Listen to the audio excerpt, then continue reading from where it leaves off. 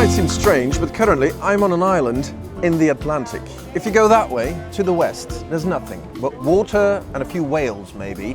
And finally, you'll reach South America. If you go that way, to the east, about 300 kilometers wider, and finally you'll end up in Morocco. It's safe to say, we're going on an adventure. Welcome to Tenerife.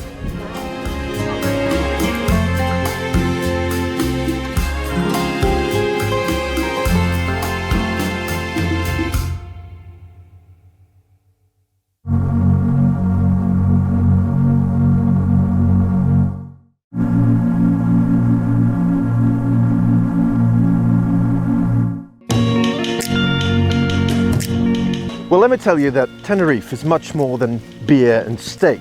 You have 15 different microclimates here. The island is much greener, as you would think. I mean, just have a look at this scenery right here. And we've come here to prove just that. Welcome to Tenerife.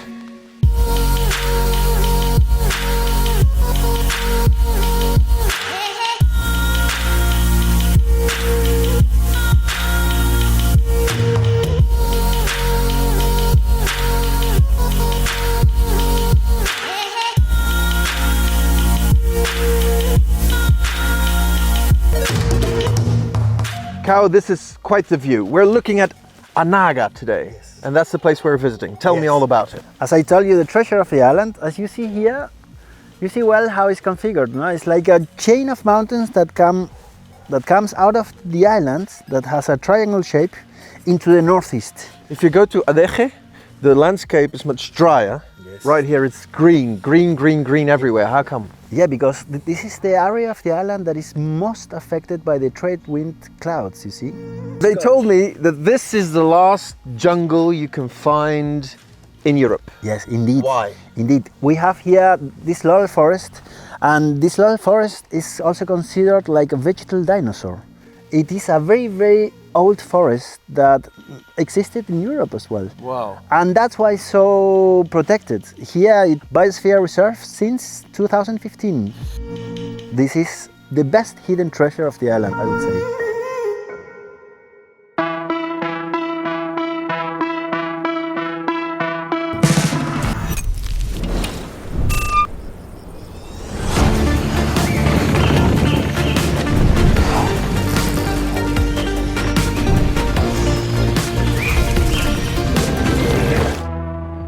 So when I said we were going to go off the beaten track during this trip in Tenerife, I wasn't lying, of course, because today, for instance, I'm visiting the historic city of La Orotava. What's the story here, Mary? The story is that we're in a beautiful town, very historic, connected to the families that settled here after the conquest of the Canary Islands. Yes. The Canary Islands were conquered by the Spanish about 500 years ago, and they settled in this island, firstly declaring La Laguna as the capital, and this is one of the towns very much connected to the families that settled here and the port that was in Garachico. Excellent. But if you're going to make me walk up these mountains all day, maybe first we could have a coffee? Have a coffee, a barraquito. Okay, I'll follow you.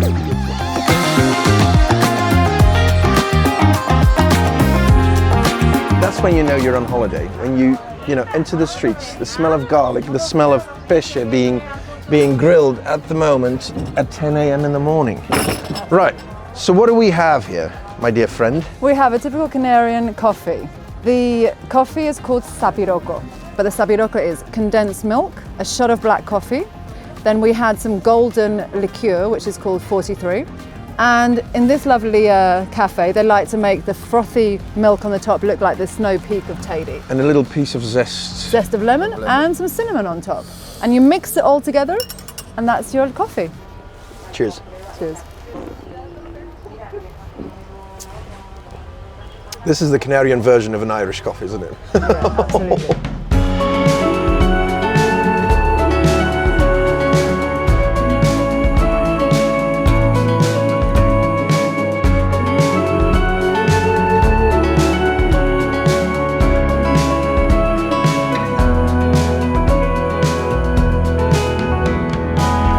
Currently, we're being overshadowed by this right there, the summit of the Teide Volcano.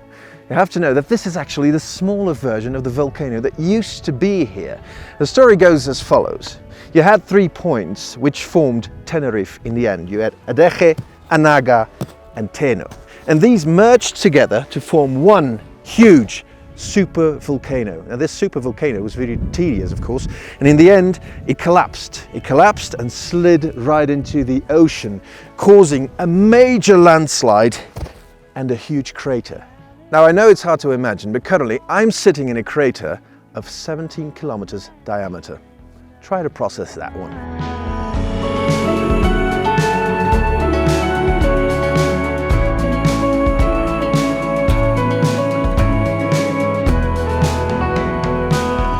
Wow, Maria, look at this view. Look at this, incredible. What am I looking at right now? You're looking at the plains of Yucanca. Yucanca is the area that is a flat area in the center of that part of the caldera. The last wall of the crater of the very large volcano. You can also see Old Peak and Teide, 2 stratovolcanoes that are on the north side of the park.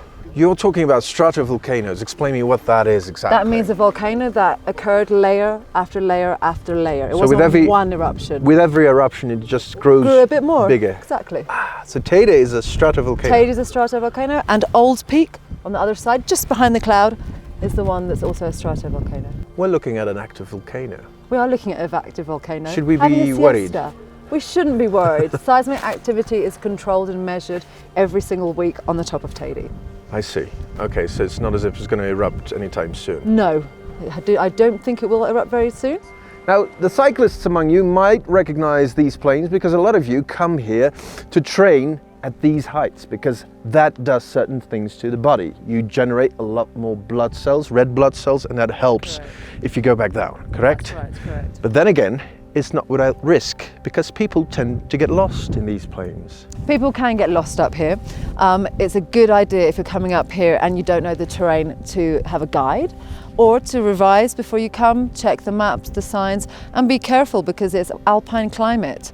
We've travelled up from the sea today, all the way from the coastline, beautiful weather. It is blue sky, but we're very high up and we can get -degrees up here. The cloud can roll in, it can snow up here, so be very aware to be prepared in the national park.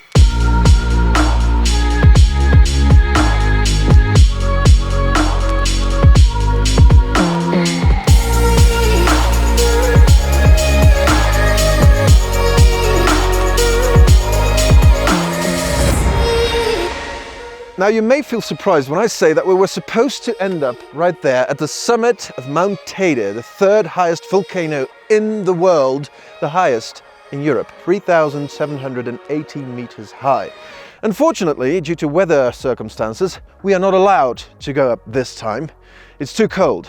Mount Teide decides when you get to go up and when you don't. And this time we don't.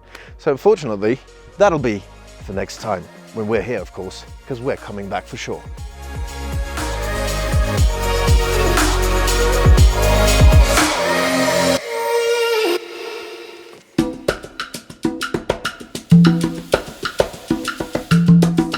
Today, we are cooking alongside of Andrea, and we are making Mojo. mojo rojo. Mojo rojo, red mojo. What's the story about the mojo? The mojo is a traditional sauce from Canary Islands that is made with red paprika, pimienta palmera. That is this. It's dry, so you have to put into water to use it. Yes. And then it looks like this. Okay. Why is this a traditional dish here in the Canaries, mojo? The word mojo came from Portugal. That was Mojo. Okay, and here in Canary Islands we have all the ingredients to do it. The name of this is pimienta picona, pimienta de la puta de la madre. The traduction is like motherfucking chili, okay? I like you already. So it's motherfucking chili. Yeah. And today we're making motherfucking mojo as well.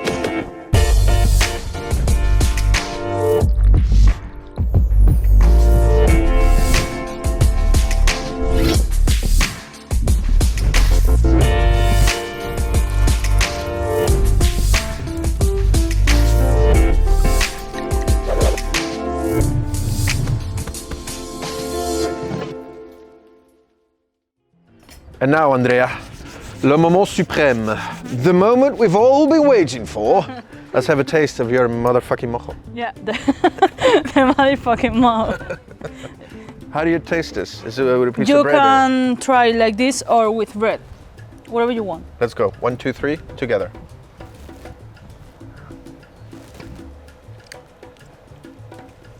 It's a smoke.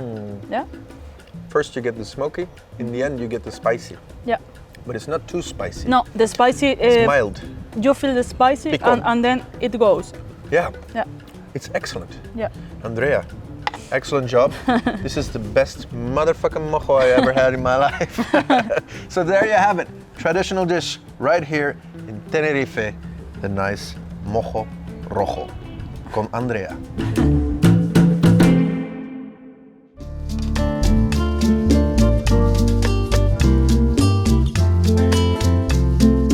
There's one thing that we haven't addressed just yet, and that's the wines of the Canaries. Of course, in our regions, we don't really know about them, but they have to be known. And you can find all about it right here in the Casa del Vino, where they have collected the best wines on the island.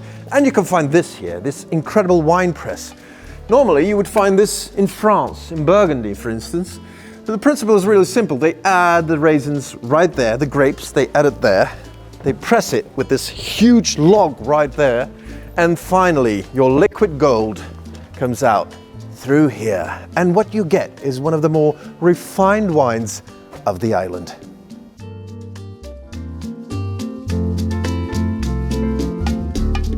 So Rafa, today we are having a tasting with you, and you have brought with you the 5 sistemas de cultivo tradicionales. Am I correct? Yes, correct. What does these represent exactly? These wines protect denomination of origin in Tenerife, and one protect denomination of origin Canary Island. Canary Islands. Yes. Okay, so you have Islas 5 Canary. regions, and what I've seen is that the vineyards are 5 times different. Yes. How correct. come? Because depend of the altitude of the area. When it's traditional system, depend of the humidity. For example, here in the north is volcanic, but it's very different as in the south. Yes, in the south the soil is more hot, and here is more colder, more humidity. This is really good. This is excellent. I know why you guys don't export that much, because you drink it all yourself. Yes, that is it. Thanks for getting me, into these Canarian wines, and I'm surely going to taste some more.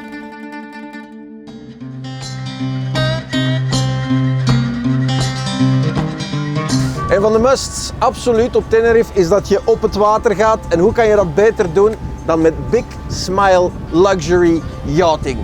Kijk eens aan. We zitten hier samen met Daniel, onze schipper. Hello. Hello, say hi to How the are Belgian you? viewers. Excellent. En we gaan ondertussen op zoek naar walvissen. Nu, andere eilanden, laten we zeggen de Azoren bijvoorbeeld, die bieden maar tijdens bepaalde maanden whale watching aan. Simpelweg omdat je in andere maanden geen walvissen hebt. Hier op Tenerife, de Canarische eilanden, het jaar rond. En dat heeft blijkbaar een reden. Daniel, I was wondering, how come here on the Canaries you have year-round whale watching? Why? Why? Because this is a special area. All the cetaceans won't go down Cabo Verde, go to las Azores, Madeira, Canary Islands, and pass Cabo through Verde. here. Yeah. Are we going to see humpback whale today? Maybe. I hope. I really won't see the humpback whale, but this is only sometimes. It's a special. But 99% we can see the pilot whales. Okay, my friends, so we're going whale spotting, and as always with wild animals, the people who take us on this trip, they go like, maybe we see some, maybe we don't. You never know, right?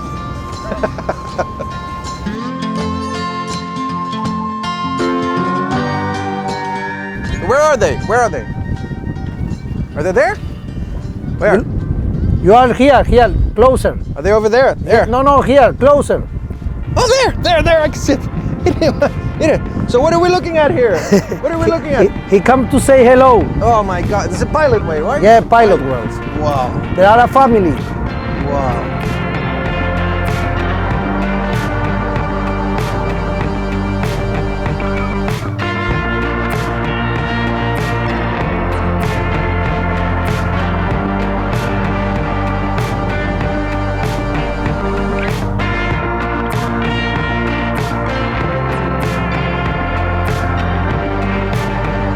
Daniel, saluda.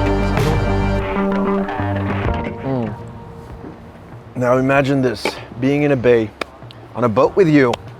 It's the perfect date. Thank you. You're welcome. You're a real Tenerifeño. Yeah, Canaria. You were born and raised on this island. Yeah, I born in La Laguna, Here you go. near Santa Cruz. Explain to me what you have with this island right here. Why it's so magical. This is a small paradise. You have everything here. You have all. We have 15 different microclimates in this island. You can do everything. You feel this is a small paradise. You know? it's this, you know. Es un paraíso. Es un paraíso. Un pequeño paraíso. So there you have it. Un pequeño paraíso. Pequeño Was it a paraíso. good pronunciation? Yeah, yeah. I'm working on my Spanish. So there you have it. A beautiful excursion with the best skipper of all the Atlantic and Tenerife. It's really priceless. And you have to admit, having a date with a beautiful sunset like this right now, it's priceless as well.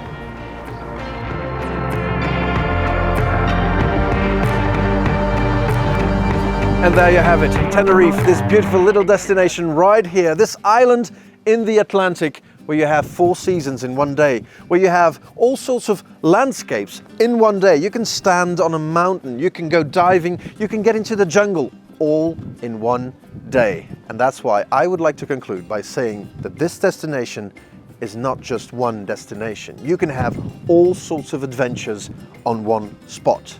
And that's a great USP, if you ask me.